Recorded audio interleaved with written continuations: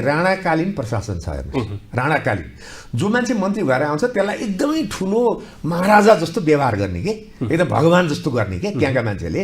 र उसको चाहिँ इन्ट्रेस्ट केमा छ होइन, ऊ कस्तो खालको के कुरा त मान्छेमा कमजोरी हुन्छ नि त्यही प्रहार गर्ने र मान्छेले अनेक तरिकाले चाहिँ त्यो मान्छेलाई प्रयोग गरेर सिध्याइदिने। हगि सिंहदरबारभित्र त्यस्तो किसिमको प्रशासन छ हेर्नुहोस् होइन।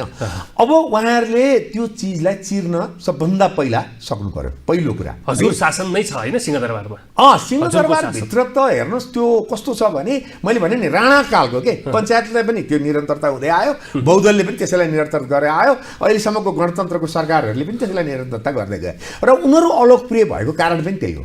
हगि एउटा चाहिँ निर्णय प्रक्रिया है, निर्णय प्रक्रिया कुनै पनि कुराहरू तपाईँको चाहिँ के अरे उठान गर्नको लागि कहाँबाट कसले उठान गर्ने, कसरी निर्णय गर्ने, यो कुराहरू त्यहाँ चाहिँ एकदमै क्लिष्ट व्यवहार छ क्या।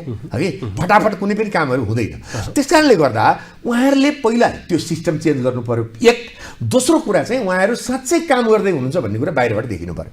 साँच्चै काम गर्दै हुनुहुन्छ भन्ने देखिनु पर्यो। अनावश्यक बिजी देखिने काम चाहिँ के पनि नहुने, जनताको काम के पनि नहुने, अनावश्यक बिजी मात्रै देखिने जुन अहिलेसम्मको सिस्टम छ त्यसलाई उहाँहरूले चिर्न सक्नुहुन्छ कि सक्नुहुन्न अब हेरौँ। उहाँहरू नितान्त नयाँ हो, हगि नितान्त नयाँ हो हेर्नुहोस्। हामीले कसैलाई पनि देख्न पाएको छैन कि एउटा रवि लामिछानेजीको हामीले हिजो अस्ति सरकार अलिकति थोरै देखा हो, सरकारभन्दा पनि मन्त्री एउटा देखा हो।